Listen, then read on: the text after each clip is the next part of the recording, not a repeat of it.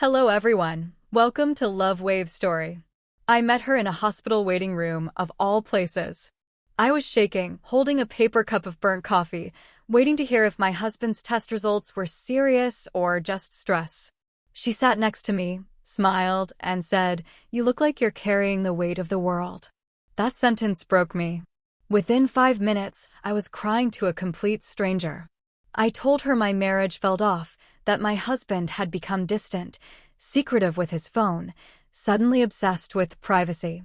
I said I felt crazy for suspecting things without proof. She listened like no one else ever had. She told me her name was Lily.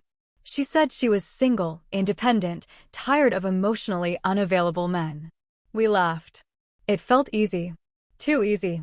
When the nurse called my name, Lily squeezed my hand and said, "Whatever happens, you're stronger than you think." I didn't get bad news that day. My husband was fine. But something else started that day, something I wouldn't understand until it was way too late. Lily and I exchanged numbers in the parking lot. At first, it was harmless. Texts. Coffee. Long walks where I complained about feeling invisible in my own marriage, about how my husband would say he was working late, about how he never looked at me the way he used to. Lily always took my side. She said things like, "You deserve more, and any man would be lucky to have you." I remember thinking how rare it was to meet someone who understood me so quickly. I had no idea I was slowly becoming comfortable with the one person who knew my husband in a way I didn't anymore. Our friendship escalated fast. Too fast, looking back. Lily started calling me her safe place. She'd text me late at night saying things like, "Talking to you feels like breathing again." I didn't question it. I was flattered. Needed. My husband barely spoke to me after 9 p.m., always claiming exhaustion, while Lily wanted to know every detail of my day. We met for coffee twice a week, sometimes more. She knew my favorite order, my childhood trauma, even the way I hated silence because it made my thoughts louder. One afternoon, she casually mentioned a man she was kind of seeing. She rolled her eyes and said he was married, but miserable, and that his wife didn't understand him. I remember feeling uncomfortable, even judgmental. I told her, probably too harshly, that I could never respect a man who cheated on his wife.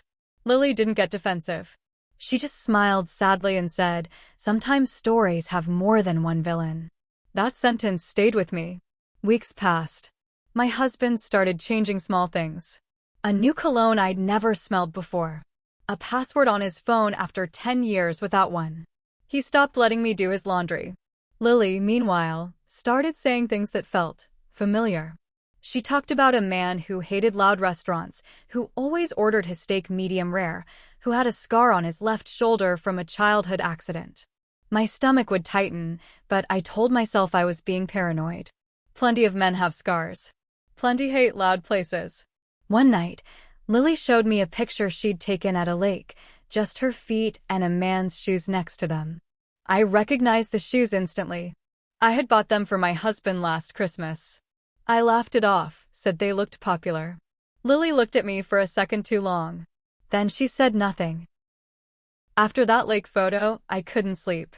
I stared at the ceiling while my husband breathed beside me, peaceful, unbothered. The next morning, I checked his shoes. The same scuffed sole. Same loose lace on the left one. My chest tightened, but I still didn't confront anyone.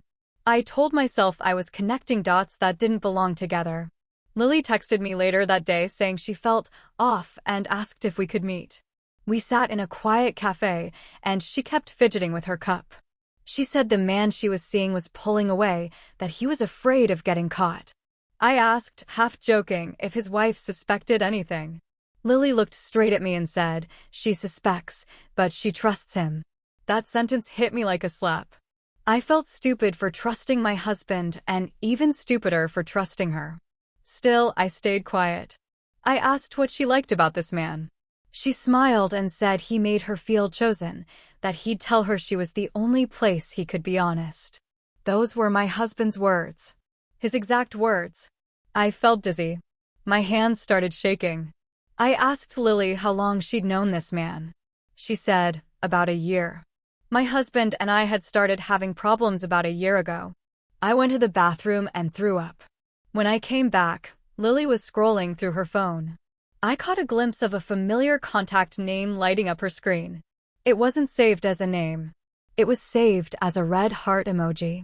My husband always said only I had that emoji next to my name. I sat back down and forced a smile. I told Lily I needed some air. She reached for my hand the same way she did the day we met, and for the first time, her touch made my skin crawl. I didn't confront her. I didn't confront him. I did something worse. I started watching. I became quiet, observant, almost calm on the outside. My husband said I seemed less dramatic lately. That comment alone almost exposed everything. Lily kept talking, kept confiding, unaware that every word was cutting deeper. She told me the man promised he'd leave his wife, that he just needed time. She said his wife was a good person, just not the right one for him. I nodded while my heart pounded. One night, Lily invited me over for wine. I hadn't been to her place before. When I walked in, my breath caught. The layout felt familiar. Too familiar. On her kitchen counter sat the same brand of protein bars my husband ate every morning.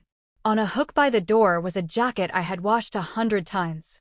I asked casually if she had a roommate. She laughed and said no. Said the jacket belonged to a friend who sometimes stayed over. I touched the sleeve. It still smelled like his cologne. I excused myself and locked myself in her bathroom. I stared at my reflection and whispered, "You're not crazy." When I came out, Lily was pouring wine, humming, acting normal. I wanted to scream. Instead, I asked her one simple question. I asked her what her man did for a living. She smiled and said, "He works in logistics. Long hours. Always says he's staying late." My husband worked in logistics. Always stayed late. My throat closed. I realized I wasn't just losing my husband. I was losing my best friend too, and neither of them knew I knew. From that night on, I lived a double life. At home, I was the understanding wife who didn't ask questions anymore. With Lily, I was the supportive friend who listened and nodded. The irony was suffocating. She told me intimate details I never wanted to hear, how he kissed her forehead when he thought she was asleep, how he said he felt trapped in his marriage. I swallowed every word like poison. One afternoon, she showed me a text from him. She didn't realize what she'd done until it was too late. I recognized the way he typed, the lack of punctuation, the way he always wrote you instead of you. My hands went cold. Lily noticed my face change and asked if I was okay. I lied. It came naturally by then. That night, my husband came home later than usual. He smelled like her perfume. I asked him casually if he'd met anyone new at work. He laughed and kissed my forehead, the same way Lily described. I almost laughed too, because it felt unreal, like watching actors repeat the same script on different stages. Days passed, and I started collecting moments instead of confronting them. A receipt in his pocket from a restaurant Lily loved. A hair tie in his car that wasn't mine. Lily complaining about a man who forgot to take out the trash at his place. My husband suddenly offering to do the trash himself. The final straw came when Lily asked me for advice. She said the man's wife had invited her to a small dinner party through mutual friends, not knowing who she was. Lily was panicking. She asked me, "What would you do if you were her?" I looked straight at her and said, "I'd want the truth." Lily went silent. The air between us changed forever. Lily stared at me like I had just spoken another language. She laughed it off, said truth only complicates things, that some lies are kinder. I nodded, but inside I was done protecting everyone but myself. That night, I went home and checked my husband's laptop, something I had never done before. I didn't need to dig deep. He was careless. An email confirmation for a weekend getaway popped up, booked under his name, paid with our joint card. The dates matched a girls' weekend Lily had excitedly told me about earlier that day. My hands were steady, which scared me more than panic would have. I took screenshots of everything. Then I did something unexpected. I texted Lily and thanked her for being such a good friend, told her I trusted her more than anyone lately. She replied with a heart. The same red heart. 2 days later, my husband told me he'd be out of town for work. I smiled and wished him luck. The moment he left, I drove to Lily's place. I parked across the street and waited. I told myself I was just confirming that I still needed proof even though every cell in my body already knew. An hour later, his car pulled up. I watched him walk inside like he belonged there. No hesitation. No guilt. I sat there for a long time, gripping the steering wheel, feeling oddly calm. I didn't cry. I didn't scream. I realized something important in that moment. They thought I was invisible. They thought I was weak. And that gave me power they didn't see coming. I didn't go inside. I didn't knock or call or confront anyone. I went home and slept like a rock for the first time in months. The next morning, I woke up with a plan so clear it almost scared me. I invited Lily to lunch. She arrived glowing, relaxed, wearing a necklace I had seen in my jewelry box weeks earlier. I complimented it. She thanked me without thinking. We talked like normal, laughed even. Then I told her I wanted to throw a small dinner party. Just close friends. I said it would mean a lot to me. Lily hesitated for half a second before agreeing. That pause told me everything.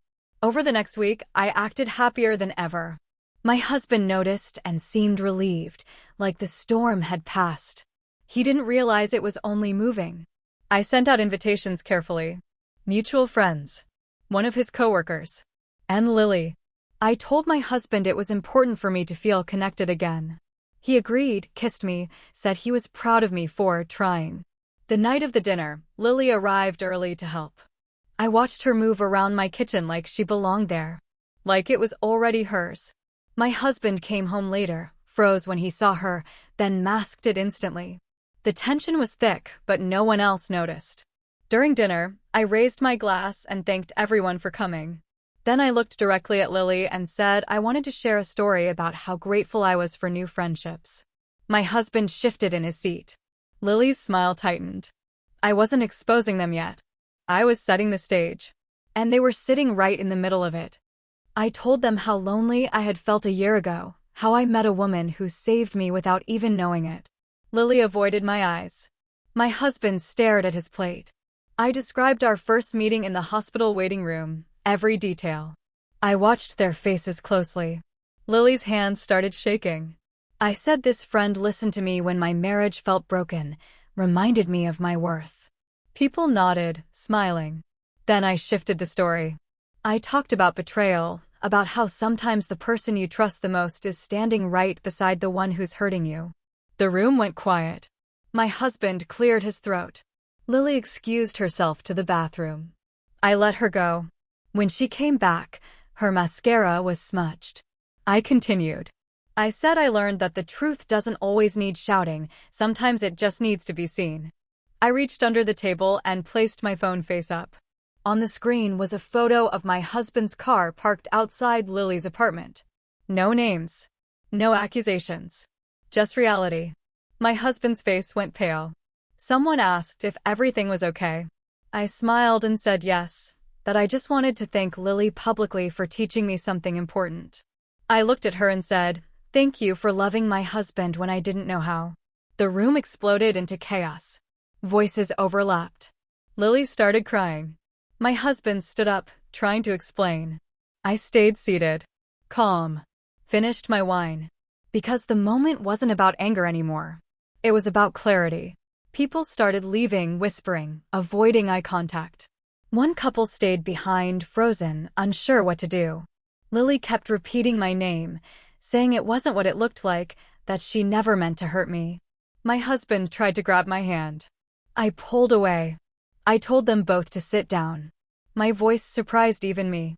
It was steady, almost kind. I said I wasn't interested in excuses, only honesty.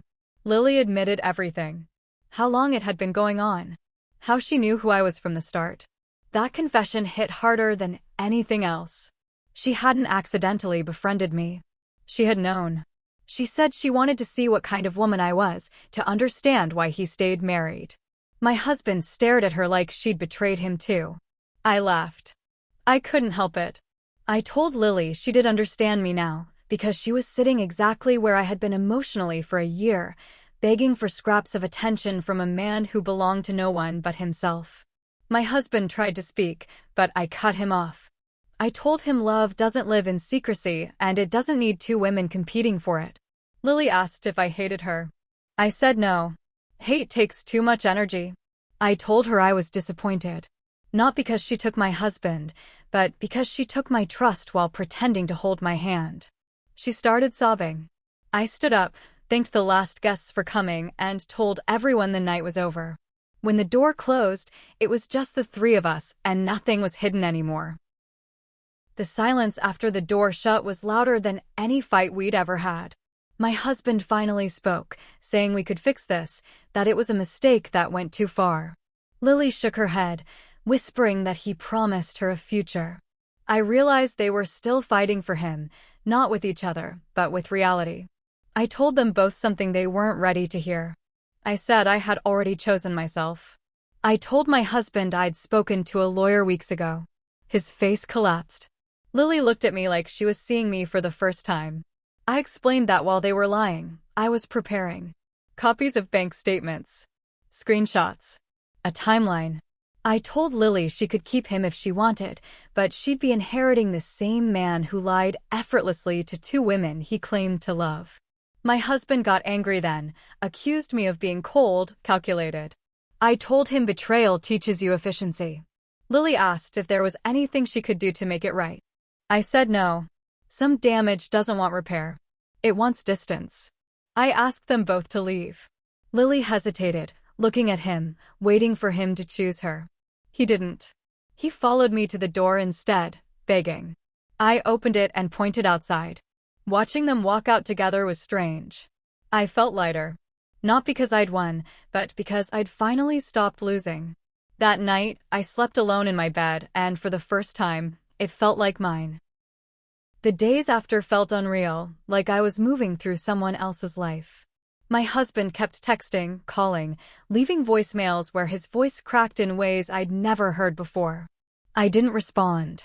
Lily sent one long message apologizing again, saying she never meant for it to go this far, saying she lost everything too. I deleted it without replying. I started noticing small things I had ignored for years. How quiet the house could be without tension humming in the walls. How I could drink my coffee slowly without bracing for disappointment. Friends reached out, some awkward, some angry on my behalf. A few admitted they had suspected something but didn't know how to tell me. That hurt more than I expected. I realized betrayal rarely lives alone. It has witnesses. One afternoon, I ran into Lily by accident at the grocery store. She looked smaller somehow. She tried to smile. I nodded politely, like she was a stranger. That broke her. She followed me down the aisle, whispering that he had already started lying to her, that she didn't trust him anymore. I stopped and looked at her and said, "Now you know how I felt when I met you." Her eyes filled with tears. I walked away. Later that night, my husband showed up at the house unannounced. He said Lily was demanding more, that she wanted commitment. He said he was confused. I laughed. I told him confusion isn't the same as remorse. I closed the door in his face and locked it. Standing there, I finally understood something painful and freeing. The worst part wasn't losing my marriage.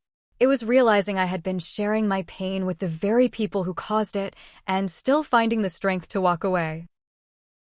After that, life became a series of small victories. I reclaimed spaces that had felt occupied by fear and doubt for too long: my closet, my mornings, even the couch where he used to sit scrolling his phone while I spoke. I started writing again, something I had abandoned when marriage felt heavier than air. At first, the words were shaky, bitter, full of anger, but slowly they became sharp, precise, honest. Friends noticed the change. They asked if I was dating, if I'd moved on. I lied and said I was focusing on myself, which was true. The truth was, I had found strength in my own reflection. But then came the strangest moment. Lily called. I ignored it. Twice. The third time, she left a voicemail, her voice trembling, begging to meet. I listened in silence. She said she had been blindsided by how quickly everything fell apart, how he didn't fight for her, how she finally understood my position. I smiled, though it wasn't happiness, it was quiet satisfaction. I didn't call her back. I let her stew in the consequences of the choices she had made. Meanwhile, my husband tried a new tactic: apologies, promises, pleading. I realized he didn't want me. He wanted control, comfort, someone to forgive him endlessly. I refused. Every attempt to manipulate me was met with calm, almost clinical detachment. That power, the simple act of not reacting, felt intoxicating. For the first time in a long time, I felt untouchable. And yet, I knew the story wasn't over. It couldn't be, because people like them always find ways to slip back in. I just wasn't letting them. Not anymore. Weeks later, I got a message from Lily on social media. It was a picture of a park bench with 2 coffee cups and no words. I knew immediately what it meant. She was trying to lure him back, or herself, into the same game. I didn't respond. Instead, I screenshot it and saved it, just in case. My husband saw me smiling at my phone and asked if I was mocking her. I said nothing. The next day, he tried another approach: flowers, chocolates, a note begging me to forgive him. I tossed everything into a box and set it by the door. It was surreal how calm I felt, how little energy I gave to panic or heartbreak.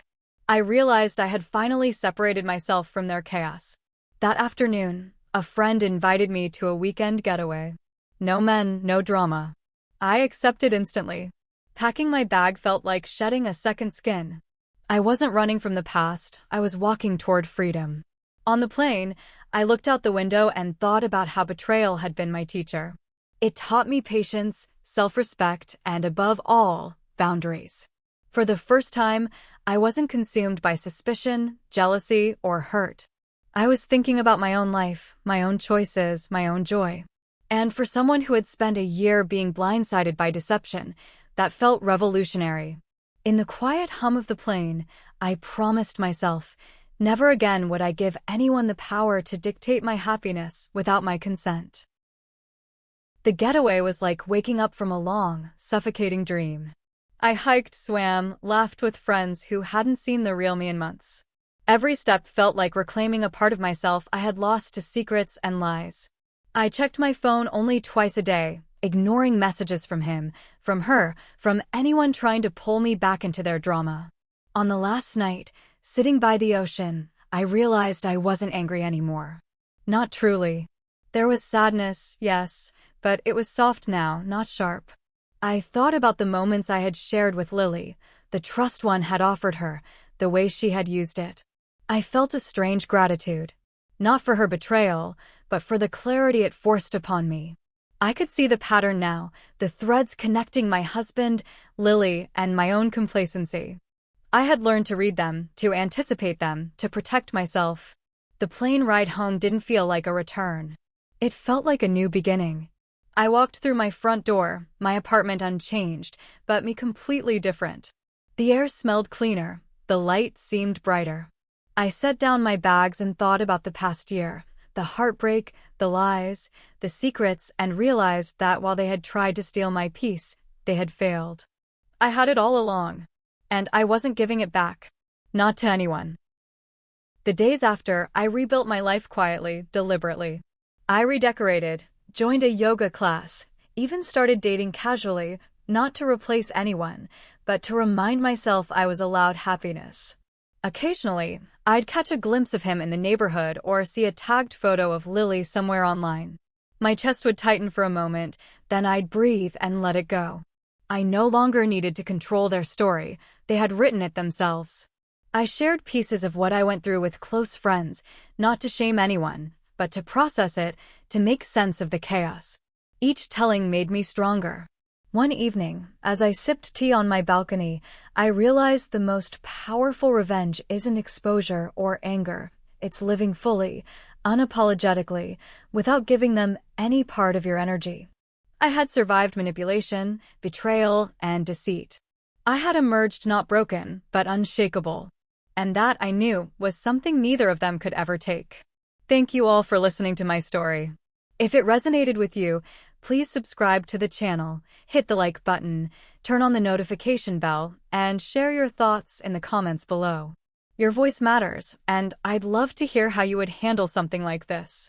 Stay strong and remember, sometimes the best love story is the one you have with yourself.